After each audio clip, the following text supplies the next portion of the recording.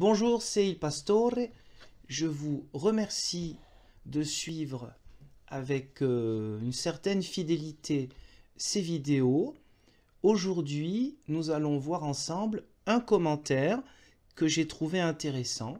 Il y a plusieurs commentaires qui sont arrivés depuis 1, 2, 3 semaines, parmi lesquels des commentaires d'encouragement, donc merci à vous, des commentaires d'anciens témoins de Jéhovah, où peut s'exprimer aussi une certaine colère d'avoir été membre de ce mouvement. Et puis quelques autres qui sont un petit peu hors sujet, donc je ne répondrai pas aux thèmes hors sujet lorsqu'il s'agit des questions d'athéisme, si j'en parle dans une vidéo, et je pense, j'espère, Dieu voulant, pouvoir faire plus tard des vidéos sur des textes qui évoquent la question de la foi ou de l'athéisme. Donc là, ce sera le bon moment pour avoir des messages qui permettent une argumentation et dans le respect. Et puis, je trouve donc certains commentaires qui, à mon sens, méritent une réponse et ma réflexion, et peut-être aussi une remise en cause. Alors, ce commentaire qui date d'une semaine, qui vient d'un certain intendant de Yeshua. Je vais essayer de répondre. Peut-être que ce commentaire n'attend pas de réponse, mais c'est l'occasion pour moi d'une réflexion et peut-être d'éclairer des choses où je n'ai pas été assez clair. Bonjour, une analyse de quelques-unes de vos vidéos révèle un parti pris délibéré et un manque d'impartialité. Je comprends que l'on puisse avoir cette interprétation, car cela fait quand même beaucoup de vidéos, certes courtes la plupart du temps, et donc avec la multiplicité de ces vidéos postées, on peut comprendre qu'il y a un parti pris et une sorte de combat d'impartialité. Donc je comprends tout à fait que l'on puisse avoir cette réaction. Après, peut-être un peu expliquer le pourquoi du comment. Or, je trouve cela très triste pour quelqu'un qui se prétend pasteur. Bon, je n'ai rien à prétendre, il y a une commission des ministères qui m'a nommé pasteur il y a maintenant de nombreuses années, après des études en théologie, mais bon, ça, je ne vais pas prouver. En fait, je n'ai rien à prouver. En contredisant de manière délibérée tous les écrits des témoins de Jéhovah, vous contredisez également l'enseignement des apôtres et disciples du 1er siècle, vous écartant ainsi de la vérité révélée par l'Esprit Saint. Ce n'est pas parce qu'il y a des erreurs dans l'enseignement des témoins de Jéhovah, enfin c'est marqué TJ, mais ça veut dire témoins de Jéhovah, que cela signifie que tout est faux. Alors, je ne contredis pas de manière délibérée tous les écrits des témoins de Jéhovah. J'apporte des arguments, forcément faillibles, mais des arguments qui ont été travaillés avec le texte hébreu, le texte grec, et des commentaires de théologiens. Et de théologiens qui sont originaires de plusieurs églises chrétiennes différentes, avec des idées différentes, mais qui dialoguent entre elles, ce qui n'est pas le cas des témoins de Jéhovah avec les autres.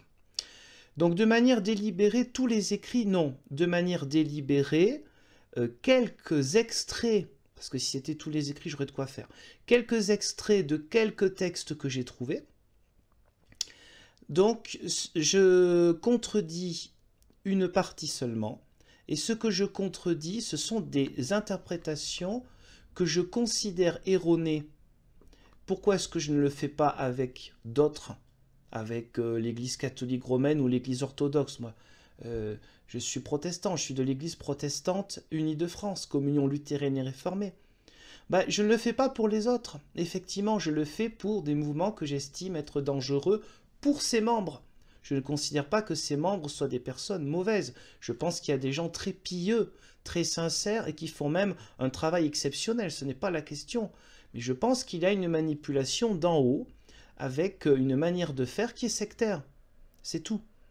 Donc je ne contredis pas de manière délibérée tout, j'apporte des arguments faillibles, après on peut considérer qu'ils sont mauvais, et justement j'y viendrai peut-être dans d'autres vidéos pour répondre aux arguments qu'on me répond. Donc, je n'écarte pas la vérité des apôtres, j'écarte ce que je considère être une manipulation des textes bibliques et non pas la vérité. Voilà, c'est pas tout à fait la même chose. Ce n'est pas parce qu'il y a des erreurs, oui, il y a des erreurs partout, que cela signifie que tout est faux. Je ne prétends pas que tout est faux. Soyons clairs, hein. C'est que quand je considère qu'il y a des choses qui n'ont rien à dire, par exemple, à un moment dans le livre La connaissance qui mène à la vérité, je suis passé sur un chapitre qui parle de la famille, qui a une vision un petit peu traditionnelle de la famille. Il ne m'a pas semblé qu'il y ait des choses gravissimes qui soient dites dans ce chapitre. Donc non, je ne contredis pas tout. Évidemment qu'il n'y a pas des erreurs partout dans une doctrine, quelle qu'elle soit. Car dans presque toutes les églises, je continue le commentaire, la réflexion, qui se réclament du christianisme, il y a aussi des enseignements erronés. Y compris chez vous, tout comme il y a des vérités chez toutes les églises qui se réclament du christianisme. Bon, c'est tout à fait juste, mais je ne vois pas en quoi c'est un argument, parce que moi je ne considère pas posséder la vérité, et certainement pas mon Église, hein. C'est même dans notre déclaration de foi de 2017, on ne possède pas la vérité. Donc voilà, je serais curieux de savoir quelle est l'Église où il n'y a pas d'enseignement erroné, puisque ce monsieur marque presque toutes les églises qui se réclament du christianisme, il y a des enseignements erronés. Il y a des vérités dans toutes les églises. Bon. Ensuite, voilà un exemple maintenant pour étayer l'affirmation de ce monsieur. Vous affirmez que Job est un personnage non historique fictif. Alors sachez que vous contredisez le disciple Jacques, pour qui Job a bien existé. Et voici la citation, Jacques, chapitre 5, verset 11, dans la Bible second 21. Nous disons « Heureux ceux qui persévèrent ». Vous avez entendu parler de la persévérance de Job, et vous avez vu la fin que le Seigneur lui a accordée. Car le Seigneur est plein de tendresse et de compassion. Fin de citation.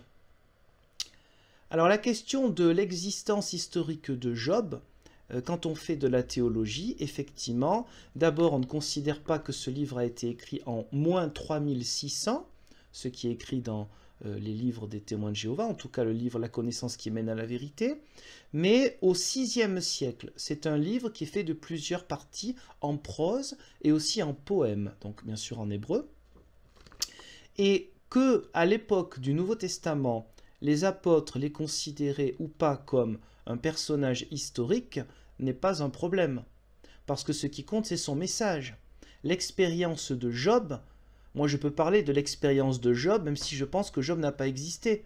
Tout simplement parce que Job, c'est le croyant qui vit des épreuves terribles et qui justement avec persévérance eh bien, arrive à avoir une fin positive. Ça c'est l'un des messages du livre de Job. La Bible, parole de Dieu, ce n'est pas parce que la Bible est parole de Dieu qu'il s'agit donc de personnages toujours historiques. De même qu'on peut trouver des enseignements chez des personnages qui n'ont jamais existé, qui sont connus par des pièces de théâtre ou des romans. Et pourtant, cela peut apporter un enseignement utile à la vie quotidienne, une certaine sagesse. Donc, je reprends. De ce fait, vous n'êtes pas mieux que les témoins de Jéhovah que vous accusez de fausseté. Bon, j'accuse de fausseté un certain enseignement et une certaine manipulation. Je n'accuse pas les témoins de Jéhovah, mais s'il n'ai pas été assez clair là-dessus, je m'en excuse. Donc, je le dis ici, je n'accuse pas des personnes, mais un système. Et si j'accuse des personnes, c'est celles qui sont en haut, et pas les gens qui font leur possible pour vivre leur foi comme ils le peuvent, et dans des circonstances parfois très difficiles. Mais ils ne sont pas les seuls.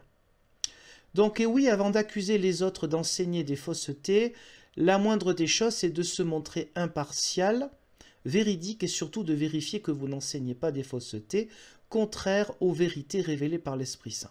Alors c'est intéressant, ça montre plusieurs manières de comprendre la Bible comme parole de Dieu.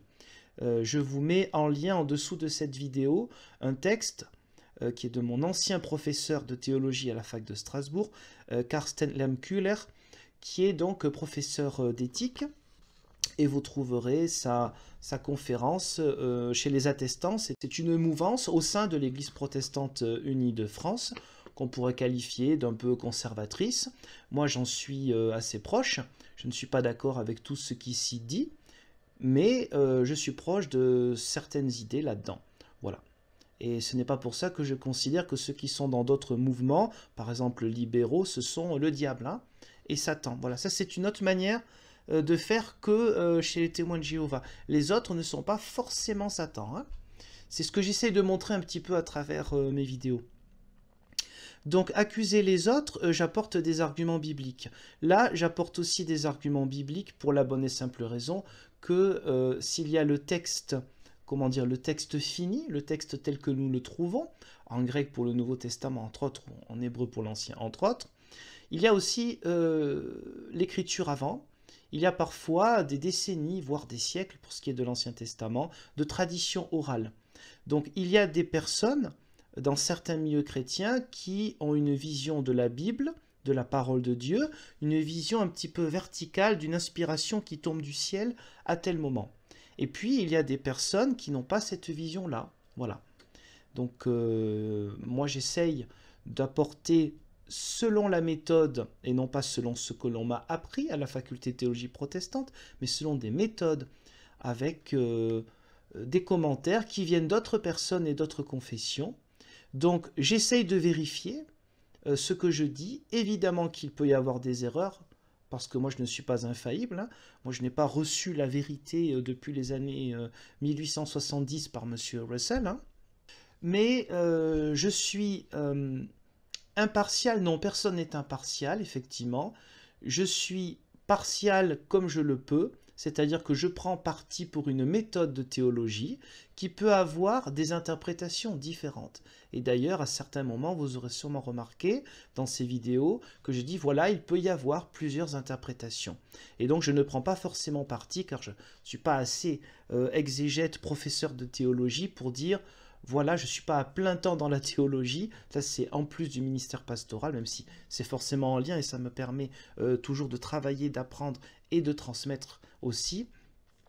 Donc le travail théologique ne signifie pas pour nous dans les églises protestantes, ce n'est pas le cas pour certaines, même beaucoup d'églises évangéliques, pas toutes, ce n'est pas considéré que la Bible est tombée du ciel. Hein.